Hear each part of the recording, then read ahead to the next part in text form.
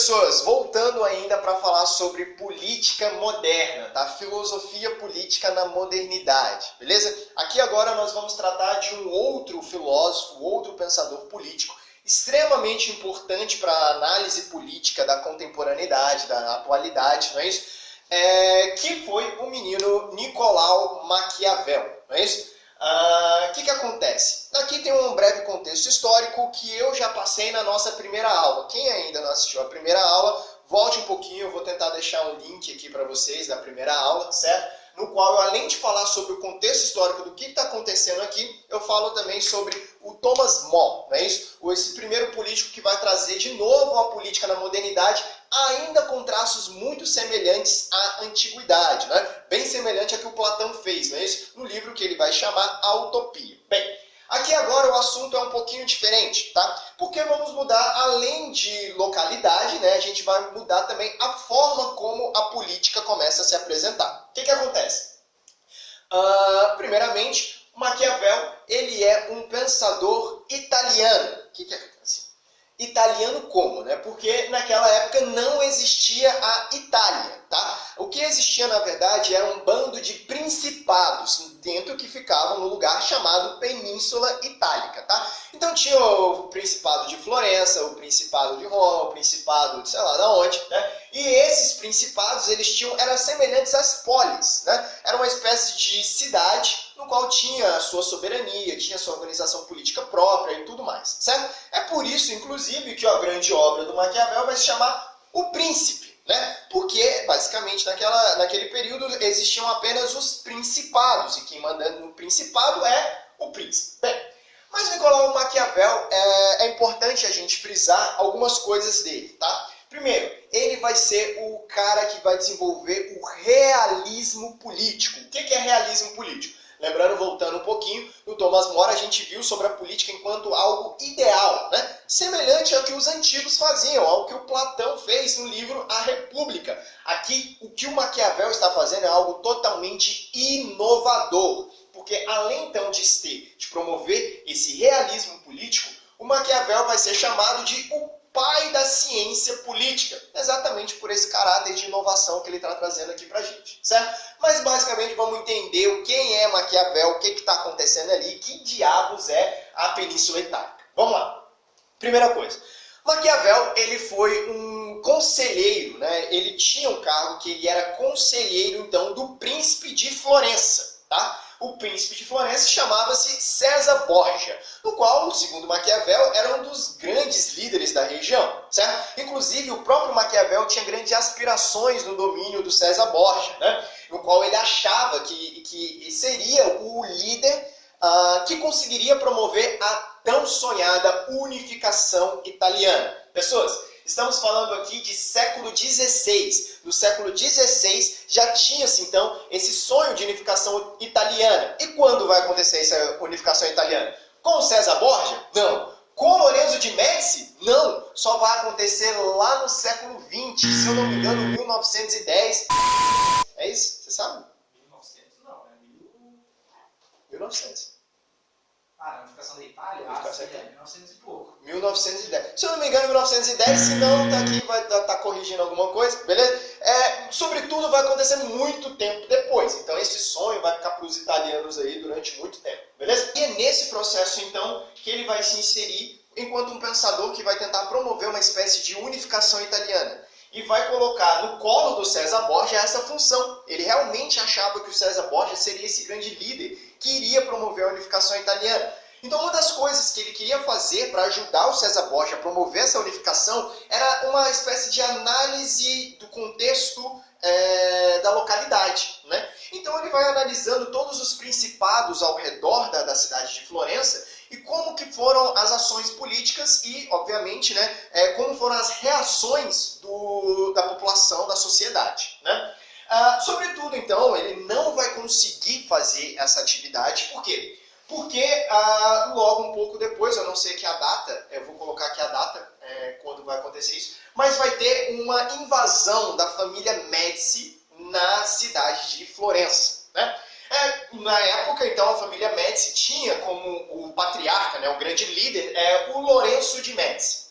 Esse Lorenzo de Medici, então, vai invadir a Península Itálica, né, já comandar a Península Itálica, vai invadir especificamente a cidade de Florença, e a primeira coisa que ele vai fazer é expulsar. Expulsar quem? Expulsar Maquiavel, expulsar César Borja, expulsar todos os funcionários públicos com algum tipo de, não sei, que tinha qualquer tipo de influência, qualquer tipo de tendência, né, no governo de Florença, né? Sobretudo, então, o César Borja ele vai virar exilado político, enfim, vai fazer outras coisas e tudo mais. Só que o Maquiavel não. O Maquiavel ele vai ser expulso, ele vai ficar mais ou menos no anonimato, mas ele decide, então, retomar o controle, retomar a tentativa de unificação italiana, só que dessa vez ele percebia que não mais o César Borja seria esse grande líder, mas dessa vez vai ter que ser, então, o Lorenzo de Medici. E é nesse período, então, que ele escreve aquela obra que ele estava fazendo, aquelas análises que ele estava fazendo sobre as regiões, sobre a região em volta da cidade de Florença. Ele vai escrever uma carta com essas análises e vai entregar à família de Medici, né? A família Medici, para que, se eles quisessem, então, ter o controle, né? Aqui está uma espécie de manual do bom governante, ou seja, o Maquiavel entende que os Médicis seriam essas pessoas que teriam o controle da região. Então, se eles terão o controle da região, melhor se eles souberem como que funciona a região. Seria uma espécie de não deu com César Borja, agora vai com Lorenzo de Medici. Sobretudo, Lorenzo de Medici não vai aceitar essa carta com muita alegria, né? Ele vai pegar essa carta e vai deixar ela guardadinha, né? Carta, para vocês entenderem, mas já era um livrinho, né? Vamos dizer assim. Ele vai então guardar essa carta, né, em algum lugar, vai deixar lá, vai esquecer, vai aceitar, mas muito obrigado Maquiavel, e vai deixar lá bonitinho, né? E depois vai passar um monte de tempo, ele vai ter vários problemas dentro da organização política, até que um momento meio que desesperado do Lorenzo de Medici, ele acaba voltando com aquela carta e lendo o que o Maquiavel tinha escrito. E olha só, aquilo que o Maquiavel tinha escrito era exatamente o que estava acontecendo com ele. Então ele fez uma relação direta entre, olha, isso que está acontecendo já foi descrito por Maquiavel. Então calma lá, esse Maquiavel sabia o que estava falando. Lembrando que não vai dar certo, né? Porque a unificação italiana não vai acontecer aqui, vai acontecer lá no século XX, tudo bem? Mas aqui foi uma nova tentativa, então, que o Maquiavel fez. E lembrando, foi uma tentativa de retomar, então, o pensamento político do próprio Maquiavel. Beleza? E é nesse momento, então, que a gente vai tratar sobre a principal obra do Maquiavel, que é o Príncipe. E aqui eu quero que vocês entendam, para a gente não confundir, né, o Príncipe do Maquiavel com o título, com a obra, né, O Pequeno Príncipe, né, que tem, né, grandes diferenças. Né? O Pequeno Príncipe, por exemplo, falava sede, torna-te responsável por aquilo que cativas. Né? Lindo. Lindo, né? O Maquiavel fala o quê? Falava, é melhor ser temido do que amado, né? Então é totalmente diferente, cuidado para vocês não confundirem, beleza? O Príncipe, então, foi uma obra publicada em 1532. Calma lá, Maquiavel morreu quando? 1527, exatamente. A obra, O Príncipe, foi publicada depois da morte do Maquiavel, porque até então, a parte que interessava, né, era a carta que já foi direcionada ao Lorenzo de Medici, tá? Então a obra só foi de fato publicada após a morte do Maquiavel. Mas o que falava, então, a obra O Príncipe do Maquiavel? Bem, basicamente, então, é uma análise dos eventos históricos ocorridos na Península Itálica. Então ele vai trazer para a gente vários elementos que estavam acontecendo ali ao redor, como que os líderes agiam e como que a população reagia a essas ações dos líderes. Então aquilo que deu certo, aquilo que deu errado, aquilo que poderia ter sido feito, aquilo que não poderia ter sido feito, né? Tudo isso, então, o Maquiavel vai trazendo para a gente através de relatos históricos. Então é extremamente importante a gente perceber que a história é um elemento crucial no pensamento do Maquiavel. Sem a história, a gente não tinha, então, o livro O Príncipe. Lembrando, o Maquiavel vai ser o primeiro pensador a utilizar a história enquanto um fator político. Lembra que eu comentei na aula do Thomas More, que o Thomas More produzia política, só que como que era a política do Thomas More? Era uma política ideal, que falava como deveria ser no campo das ideias, assim como Platão fazia, assim até mesmo como o Aristóteles fez. Mas, sobretudo, o que o Maquiavel está falando é trazendo fatos, trazendo eventos, trazendo, então, a história enquanto um principal elemento de construção política. Tudo bem? Bem, aqui, então, como ele traz os fatos, como ele traz as histórias, a gente tem a definição da política como ela é. Percebam então a diferença entre Maquiavel e Thomas More. O Thomas More vai descrever a política como ela deveria ser.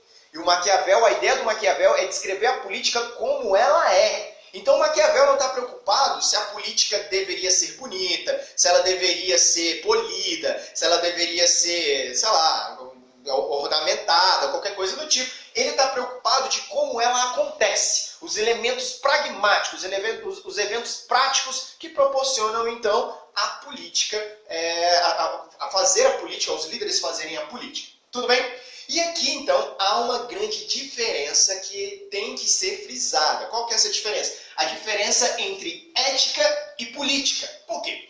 Porque sempre a gente tem, até atualmente, a gente tem essa percepção que a ética e a política, elas caminham juntas, né? Obviamente, não dá para você ser um político sem você ter um mínimo de ética, né? Apesar de que, né, os eventos brasileiros continuam mostrando que é possível, né? Mas a ideia, né, seria que a política e a ética caminhassem juntas, né? E o Maquiavel, à medida que ele vai fazer uma análise fria dos eventos históricos, ele vai fazer também uma separação entre aquilo que é ética e aquilo que é política. A ética para o Maquiavel é aquilo que você faz na sua vida privada, é aquilo que você faz dentro da sua casa, né? Aquele convívio que você tem com seus amigos, com seus parentes, enfim, com as pessoas que estão ao seu redor. Esse convívio exige, então, um comportamento ético de você. Agora, se você está envolvido com política, aí não precisa ter ética. Tem que ter o quê? Tem que ter um pensamento pragmático, tem que ter um pensamento prático para aquilo que você está fazendo. Principalmente o quê? Que é manter o poder. Essa é a principal característica, então, do pensamento político de Maquiavel. Que é basicamente essa ideia de que a política ela deve ser todas aquelas ações que você promove para a manutenção do poder. Certo? Diferente da ética. Então, se eu ajo de maneira ética, eu não ajo de maneira política. Se eu ajo de maneira política, eu não estou agindo de maneira ética. Tudo bem? Não necessariamente nessas relações, mas, sobretudo, a política e a ética se apresentam de modo separado. Beleza? E aqui vão os dois principais conceitos do pensamento do Maquiavel. Né? Os principais conceitos que a gente percebe na obra O Príncipe. Quais são eles? O primeiro deles é virtu e o segundo é fortuna. E aqui já vai uma dica para vocês. Tomem cuidado.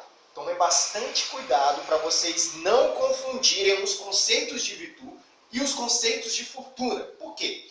Porque virtu pode ser compreendido a princípio enquanto virtude. Né? Quando eu falo que agir com virtu, não é agir com virtude. E fortuna não significa riqueza. Tem essa ideia, né? Uma pessoa que tem muita fortuna, é uma pessoa muito rica, né? Então, se eu bato o olho aqui de frente e vejo o conceito virtu e fortuna, logo eu percebo que o príncipe ele tem que ter virtude e riqueza. E não tem nada a ver com isso. Virtu não é virtude. O que é virtu? Virtu são ações necessárias para manter o poder. São sempre ações virtuosas? Claro que não. Por quê? Porque ética e política se separam. Então são ações necessárias para se manter no poder. Não necessariamente seriam ações éticas. Por exemplo, o menino Maquiavel estava comentando, né? Fala, sei lá, o príncipe no caso, né? O príncipe descobre um traidor, né? No seu principado. Né? O que o príncipe deveria fazer? Bem, nesse sentido, o Maquiavel traz pra gente que o príncipe tem que ter virtude. Ele pode agir de pelo menos duas maneiras possíveis. Quais são elas? Primeira maneira, você pode, né, pegar o traidor, né, esquartejá-lo em praça pública, mostrando para todas as pessoas, né, fazendo com que ele sirva de exemplo para as outras pessoas e para que essas pessoas não o traiam também. Né? Isso é uma das ações, né, que exige virtude. Qual que seria a outra ação? A outra ação seria o quê? Dar um cargo público, perdoar. Né? O cara me traiu, então mesmo assim eu vou lá, dar um cargo público, eu perdoo, dou lá, mostro então o quê? Mostro a minha benevolência, né? Mostro que eu também sei lidar com as situações não só de maneira violenta. Então isso mostra que as ações do príncipe elas têm que ser sempre mediadas por uma ideia daquilo que ele pretende que aconteça, que ele quer que aconteça, né? Para basicamente se manter no poder. Né? Então, por exemplo, o Maquiavel vai trazer pra gente que o príncipe pode pegar todos os traidores e matar todos. Entretanto, a população vai ver, com essa atitude do príncipe, que o príncipe é um líder, né, sanguinário, que não perdoa ninguém, que é um cara que persegue os seus adversários, e a população vai começar a ficar temerosa. A população vai começar a não querer mais que esse príncipe, o quê? Se mantenha no poder. Agora, se o príncipe apenas age por benevolência, sempre perdoando, sempre distribuindo cargos, sempre fazendo ações boas e tudo mais, o príncipe vai se mostrar sempre nessa estrutura social benquisto, mas isso não vai representar o poder suficiente para ele se manter, para se estabelecer, né, se fixar enquanto líder, então, do principado. Ou seja, o que o Maquiavel está falando sobre o termo de virtu são como que o príncipe deve, então, saber dosar as suas ações dependendo de cada situação. Então, tem situação que exige uma ação mais enérgica do príncipe, uma ação mais violenta do príncipe. Tem outras situações que vão exigir um pouco mais de calma, um pouco mais de tranquilidade, né? Um pouco mais de benevolência e tudo mais. Saber agir é aquilo que nós falamos, então, que o príncipe deve ter. Ou seja, saber agir significa que ele tem virtu. Esse é o conceito de virtu. Ou seja, não necessariamente é virtude, né? Já falei para vocês que um príncipe pode ter ações violentas para se manter no poder. Aliás, segundo Maquiavel, né, se o príncipe apenas age com violência, ele vai ser mal visto. Se ele age apenas com amor, ele também será mal visto. Entre esses dois, o que é melhor? Bem, como eu disse para vocês antes, né, o Maquiavel vai trazer para a gente que é melhor ser temido do que amado. Né? Não podendo ser amado, é melhor ser temido. Né? O que significa isso? Significa que entre escolher as melhores ações possíveis e tudo mais, você não necessariamente vai escolher uma ação que é virtuosa. Né? Para se manter no poder, vale tudo. Vale tudo, Gil? Vale tudo? Vale tudo, né? Só não vale, né? Que isso, né? Aí não. Uma rádio católica, né? Isso aí não pode. Né? E fortuna? O que significa fortuna? Fortuna não tem nada a ver com riqueza. Fortuna, eu coloquei aqui para vocês, são os eventos aleatórios que ocorrem sem o controle do príncipe. Um outro termo que eu posso utilizar para designar o conceito de fortuna é, por exemplo, destino, né? Ou uma espécie de sorte. Mas não é sorte no sentido, né, que você ganha coisa. É no sentido de coisas que vão acontecer que você não tem o controle. Então, calma lá. A gente tem a virtu, que depende exclusivamente das ações do príncipe.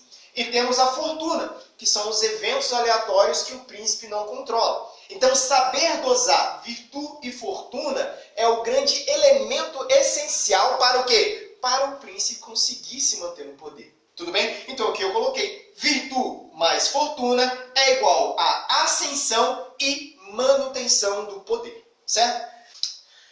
Bem, pessoas, aqui terminamos, então, a parte sobre o pensamento do Maquiavel, né, que eu falei para vocês, que é sobre o realismo político. Né? Por mais assuntos sobre política, a gente vai tratar nos outros vídeos. Se vocês não viram o primeiro vídeo, onde eu dou o primeiro contexto, assistam o vídeo do Thomas More, certo? No mais, continuem aí seguindo a gente, dando aquele velho joinha, dando um comentário, né, ligando o sininho, sei lá, se inscrevendo, né, pulando com o pé só, sei lá, essas coisas que youtubers falam aí pra vocês fazerem. No mais é isso, fé no Pai, que o inimigo cai, tamo junto, até a próxima.